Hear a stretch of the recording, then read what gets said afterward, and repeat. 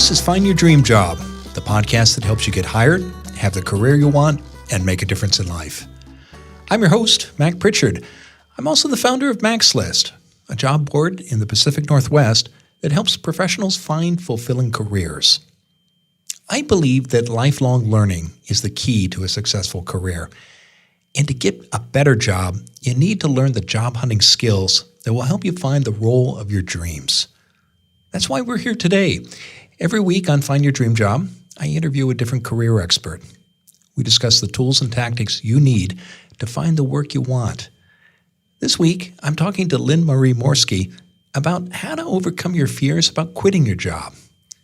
But before we get started, thank you to the many listeners who responded to our recent survey. Your thoughts and suggestions were so helpful, and in a future episode, I'll share key highlights from what you told us. In the meantime, congratulations to Portland listener Jean M., as well as Rochelle H. and Sophia F. on winning our drawing for 3 $50 Amazon gift cards. Now, let's get back to the show.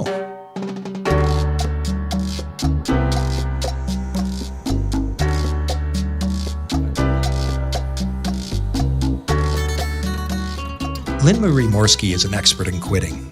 She's quit schools, jobs, and careers. She says quitting is a useful tool to carve out the life you want. In our conversation today, Lynn Marie and I talk about the benefits of quitting, and we look at what stops people from doing so. Quitting a job you no longer like or want, says Lynn Marie, can be good for your career, your health, and your relationships.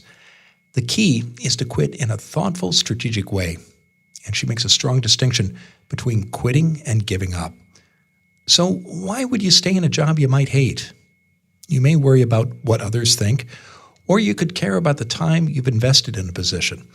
Lynn Marie and I talk about how to address these and other concerns. Want to learn more?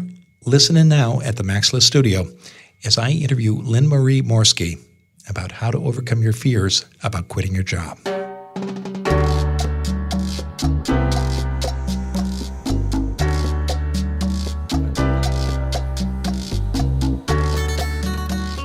Lynn Marie Morski is a physician, attorney, and speaker. She's also a lifelong quitter. Lynn Marie is on a mission to help people carve out a successful life through strategic quitting. And she's the author of the new book, Quitting by Design. She joins us today from San Diego, California. Lynn Marie, thanks for being on the show. Thank you for having me. Well, this is a topic that is one I'm really looking forward to because, we talk about every week about how to help people find jobs, but this is also about bringing a job to a close. And a lot of people, when they think about quitting a position, they've got a lot of fear. Let's start, Lynn Marie, by talking about where does that fear come from? Much of it comes from fear of the unknown, as in, will this new job that I'm picturing in my head that I'm quitting the old job for be better? And will I be able to make it financially feasible or beneficial compared to the job I'm in now? Will I survive if they're thinking about quitting a job where they don't have another one lined up? Will I be on the street? Will I be able to make ends meet? Will I find another job? A lot of those things are the fears that come up. And then a lot of them are less logistical and they're more societal because people often fear what others will think of them quitting their job, especially if it's, a very secure job or maybe a prestigious job. And there may be familial or perceived societal pressures to stay in that job because it is good or secure.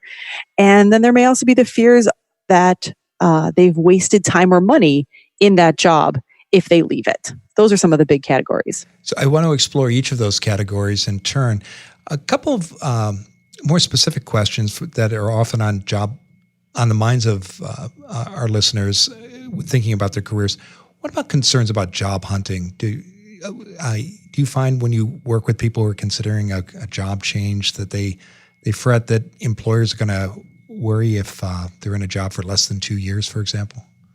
I have seen that, and I've been in that position myself. I've had that the LinkedIn fear of, what if it says I'm in a job for less than said amount of time? And I can understand where a prospective employer may not want to look at your LinkedIn and see like, okay, 8 months. But it also depends on who you want to work for.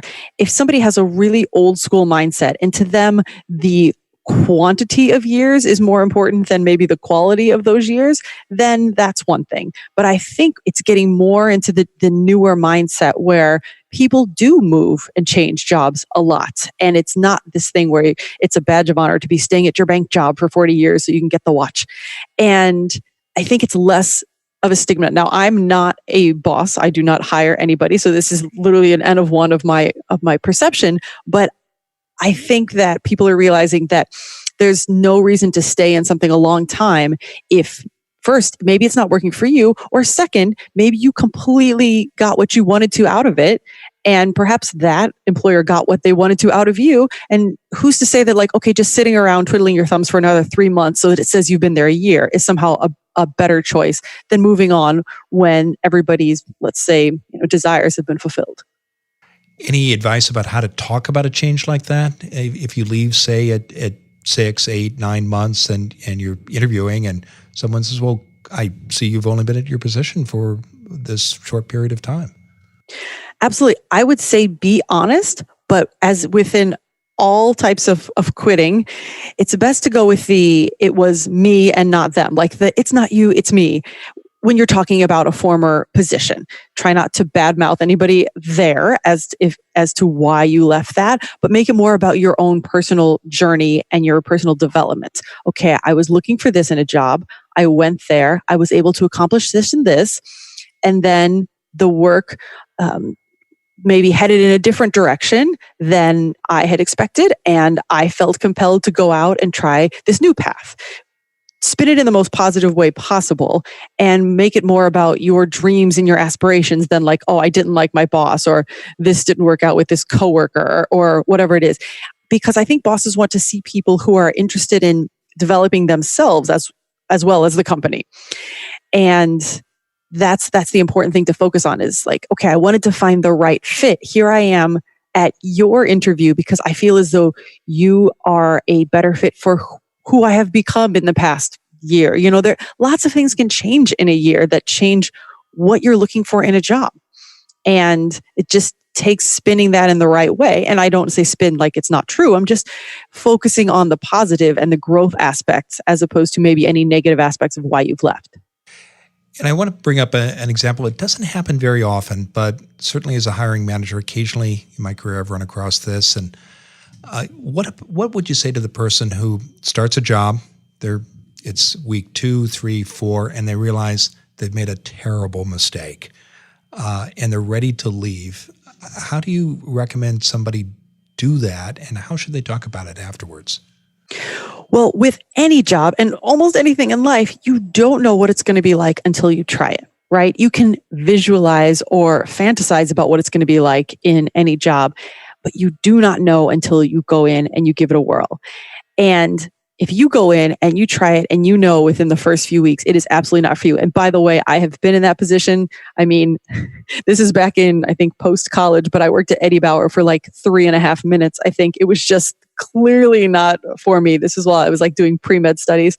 But there's no reason at that point I think that's where it's the least offensive thing to do is just to go and say, look, I just have realized this is not for me, because it's not like, okay, you put 6 months in and then you finally realize it isn't for you. No, if something's wrong for you, that wrong, so out of alignment that you realize immediately, it's best for everybody involved to get out immediately, because who are you doing a favor to if you're staying in a job that you feel that uncomfortable in? If I had stayed miserable at Eddie Bauer for 6 months, I'm not going to be the most productive or happy employee. We've seen the disgruntled employees. That's because they don't want to be there.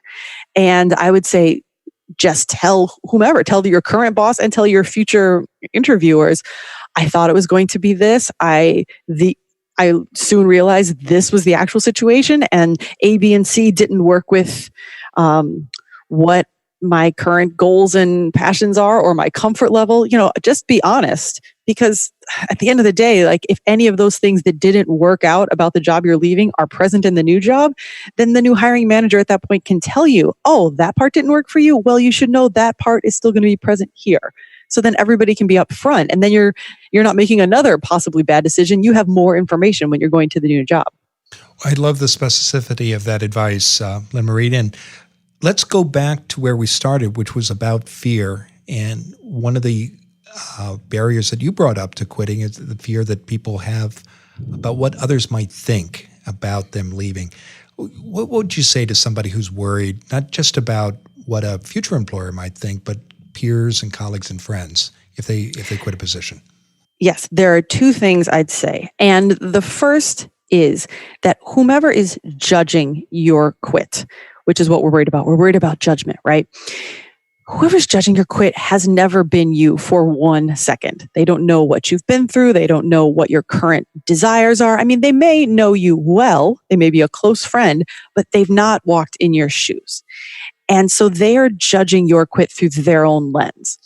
And so for a lot of people in my generation, I'm 41, so I'm kind of on the cusp here, but a lot, my parents' generation, you did not move jobs. You got one job. It was the thing you did for life. And so if somebody in that generation is looking at somebody from my generation or the millennials saying, whoa, you want to leave this good job after a year and a half? Well, they're looking at it through a totally different lens from somebody who's brought up with this more mobile career movement. And so that you have to realize that they've never been you and they're not the one who has to continue to be in that situation. So what they may think about you quitting, say let's say a government job, something that sounds really secure. Okay, you're going to quit this government job because it definitely isn't working for you. And your parents or whoever else is like, oh, but why? It's so secure.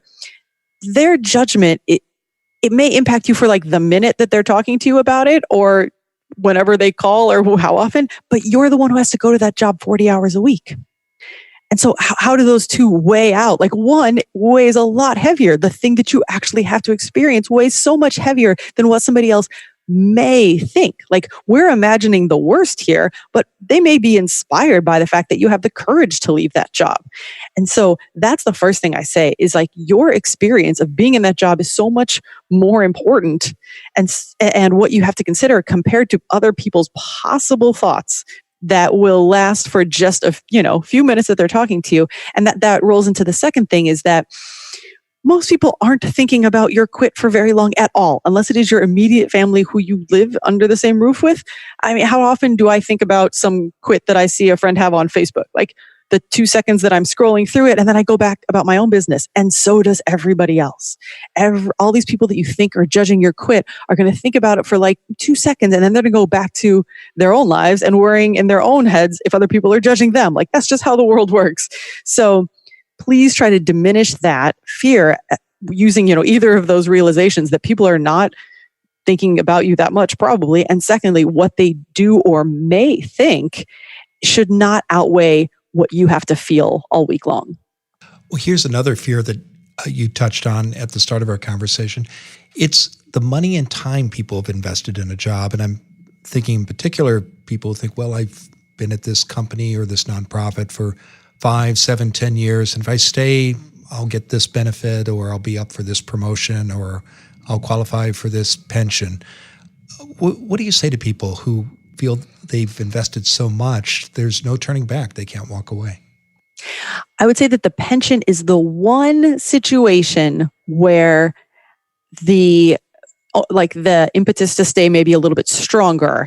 And I'll put that as a side note for a second. Okay, just imagine we're not talking a pension. Imagine we're talking, like you said, more about a promotion. And say you're at a law firm and you've put 5 years into being at this law firm, which is not an easy job, more than 40 hours a week, definitely.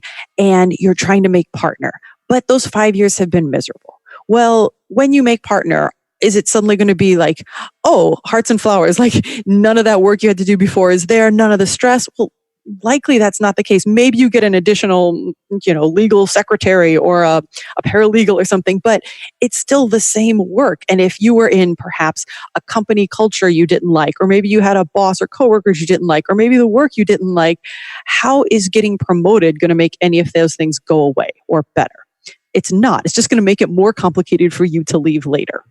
You'll get a little more money, but if you're still unhappy, that extra money is not going to buy your happiness. And for people like myself who have I've spent $250,000 on medical school. and 10 years to go from where I was initially as a multimedia designer to eventually a sports med doctor. That's a huge concern that a lot of people have. Like, wow, I have dedicated so much time or money into this thing.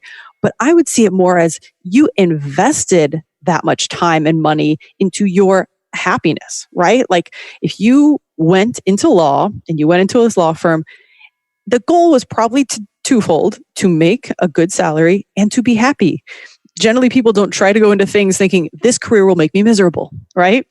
And if the goal is to be happy and you've dedicated or invested all this time and money into it, but you're not happy, well, see that as an investment and then move on. Like, okay, I invested this much in trying to find happiness. I didn't find it here.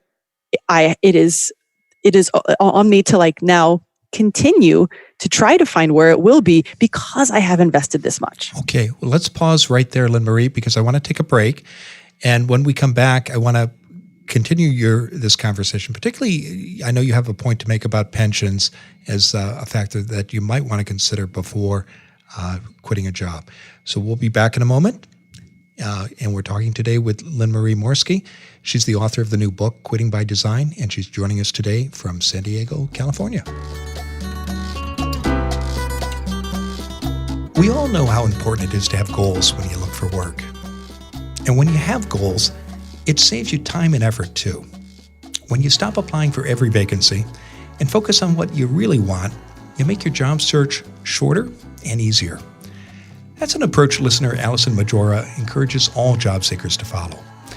Earlier this year, Allison shared on the Max List website how she found her dream job at the Northwest Energy Efficiency Alliance. Allison says a big factor in her success was knowing the kind of work she wanted. And then she put her time and her energy into those opportunities. Don't expect to get a job you can love, Allison says, by sending your resume everywhere. But what do you do if you're struggling with your own job search goals? I've got a new resource that can help. It's called Finding Focus in Your Job Search.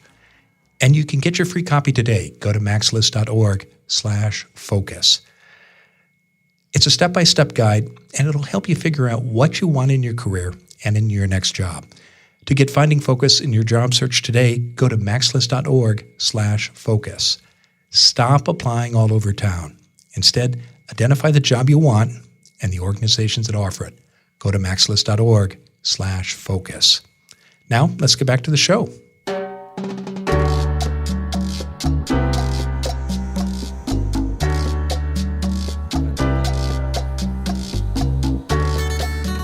We're back in the Max List studio. Our guest this week is Lynn Marie Morski.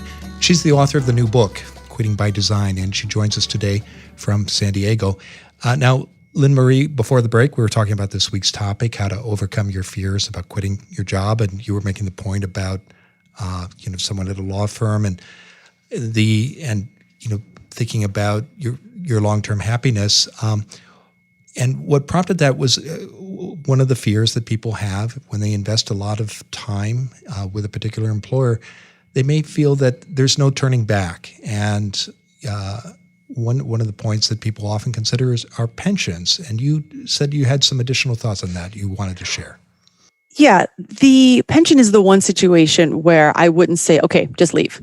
Because if the sunk cost fallacy, which is what describes what we were talking about before, where like, oh, I've spent so much time and money into this, at this law firm or into this medical career, that means I should stay and spend more time and money into it. And it's a fallacy because that if you look at it, you're like logistically or logically, that doesn't actually make any sense. But for pension purposes, if there's a monetary advantage to you staying, then that's an entirely different situation. And I would want to work one-on-one with or speak one-on-one with anybody who was in that situation, because at that point, is it like, okay, I don't love my job, but I only have to do it 4 more years and I get my pension? Okay, maybe not terrible. But is it, I need 8 more years to get my pension and the job is killing me. I have anxiety. I have insomnia, acid reflux. I'm irritable all day long. Those are the factors you have to weigh. Like how out of alignment is your job and how much longer until your pension? Let's talk also about the stigma that some people may feel that comes with quitting. And I know you make a distinction between quitting and giving up. Can you talk more about that? Absolutely. the type of quitting that I advocate is strategic quitting.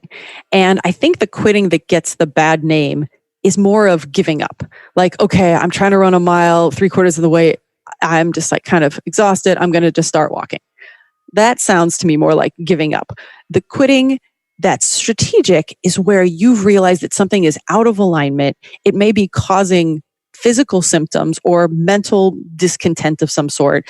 Then you've analyzed, okay, I'm feeling these symptoms or having this like out of alignment feeling. What exactly is causing it?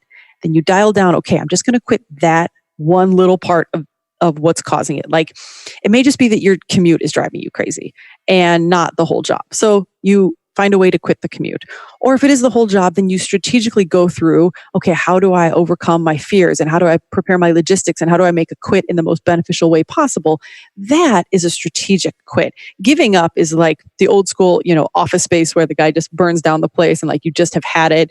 You walk out in the middle of the day on your boss, or you leave a relationship in a fiery argument, or like with anything else, why, like I mentioned before, the difference between quitting and giving up in athletic endeavors is, are you quitting a run that, okay, I'm just feeling like a little bit lazy? Or, are you like realizing that, oh, my foot is no longer like, now it's numb and I'm feeling extreme pain. And this is, clearly doing more harm than good if I continue. That's a strategic quit.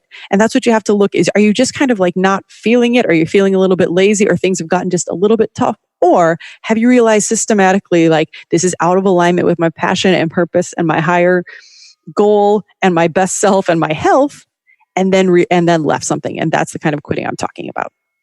You mentioned health earlier, and how particularly a job can have such negative consequences on somebody's health. What other signals should people pay attention to when they're considering making a quit? I would talk about, are you saying symptoms besides health or specific health-related symptoms? In addition to health. And if you want to talk about health symptoms as well that you haven't touched on, that would be terrific too. I'd say most of them fall under physical or mental health. And mental health is very broad here. Like I was mentioning before, it may just be this feeling of discontent.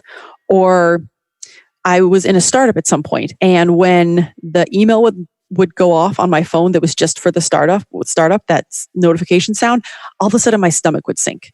And, it's not like I had massive acid reflux or couldn't sleep at night, but that little bit of, okay, now I have a little feeling in the pit of my stomach and I'm feeling a bit anxious.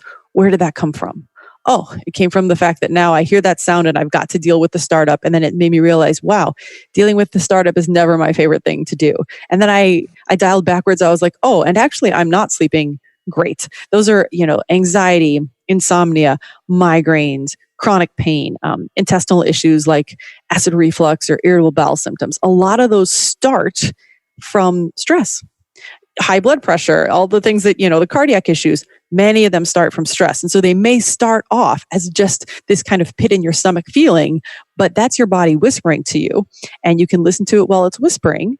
Or if you don't, it might start shouting with physical symptoms and actual diseases and conditions. Other signals besides health factors that people should pay attention to, perhaps in relationships or elsewhere? Oh, well, yeah. I lump everything so much under health that I assume that, like, okay, if you're fighting in a relationship, that's because you're having mental discontent. But yes, if you are coming home and, well, I think that's the thing. Like, if you're in a relationship and you're irritable with that person all the time, it's a sign either of that relationship isn't going right, or maybe the job that you're coming from when you're coming home to that person isn't going right. And that's why you have to look not at, okay, I'm irritable with this relationship. You have to look at yourself and take the symptom into yourself. Okay, the symptom is irritability. Now, what's the cause? Is it the job? Is it the relationship? And that's why, to me, a lot of things, they're just like, how do you feel in a situation? Like, I'm sure there are signs that people say, like, oh, if you suddenly have less money or suddenly your friends walk away from you, those are signs to look at. Yes, but those probably began with a mindset or an attitude that you have within yourself. Like maybe your friends all walked away because your job makes you so irritable, they don't want to hang out with you anymore. Like, I think most things start within ourselves. They may look external at some point, but there's some internal root cause. Well, Lynn Marie, we've talked about the why people should consider quitting and some of the benefits and the fears they might overcome. I'm curious, do you have some famous quitters that inspire you or that you share as examples with the clients you work with? Absolutely. Bill Gates, Steve Jobs, Mark Zuckerberg, I believe they all quit. At least two of those had quit Harvard. They all quit college at some point. And we know they're winners. Like, to say that quitters never win is totally false. Just look at those three. Or you could look, if you're more into sports, you can look at Michael Jordan. He quit and unquit so many times and is a massive champion. Like, it's even funny because he has some like never quit quote out there. I'm like, you're such a quitter. It's like just whether or not you realize, because in sports you can call it retiring and then you can come back from it. And it wasn't a retirement. It was clearly just a quit that you can unquit from. Like, quits don't have to be permanent. Say you're in a job. If you quit the right way, because you say to your boss, like, I'm looking to do this side hustle, or this city isn't working for me right now because my wife isn't happy here. And then later you have to come back because the side hustle didn't work out. As long as you told your boss the reasons weren't, hey, it's because I don't like this job and I don't like you or I don't like the team, then it's much more likely that that avenue will be open for you in the future. Okay. Well, tell us what's next for you, Lynn Marie. I recently put out a book. It's called Quitting by Design, and it's available on Amazon and all the other outlets. And I have a podcast called Quit Happens that you can find on iTunes and Spotify and Stitcher. And coming in January, I will have a course that it's online, but I will be participating at some point. There'll be some group calls, and I think it will be called Making Quit Happen in 2019. So I'm really excited about being able to bring the strategic quitting process to more people.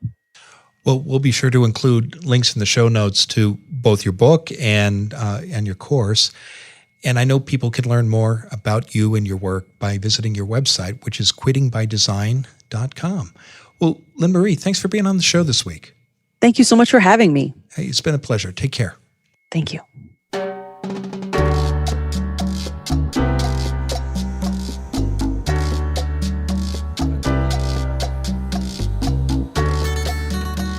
Well, I hope you enjoyed that conversation with Lynn Marie. There were a number of takeaways for me. One that stood out was the image of a ping on a cell phone going off when she was telling her story about her experience working at a startup and the physical reaction she had when she heard that sound, and how that communicated to her that that position was causing stress and other unpleasant health effects. And it was a clear signal that it was perhaps time to consider making a quit. I also liked her advice at the start of the conversation about how to talk about a quit, whether it's been just a few weeks or perhaps 8 or 10 months. But I think she's just spot on in her point about having a story and being transparent and honest about the reasons for why you took the action you did. Because that's going to address a concern that's going to be in the minds of an employer. And they may not even bring it up. So you need to get your story out there and make it part of the conversation. Above all, I think to her last point about having that story, it comes back to the importance of having focus when you're doing a job search and being clear about what you want. And you need to know that whether you're making a quit or you're looking for your next position. And it's something that people struggle with a lot. We've got a resource that can help. It's called Finding Focus in your Job Search, and you can download it today. It contains actionable tips about how you can set job search goals and get clear about what your next position should be. Go to maxlist.org/focus. Again, that's maxlist.org/focus. Well, thanks for listening to this week's episode of Find Your Dream Job. Join us next Wednesday. Our special guest will be Ruth Winden of Careers Enhanced. She's a career coach for professionals over 50. Until next time, thanks for letting us help you find your dream job.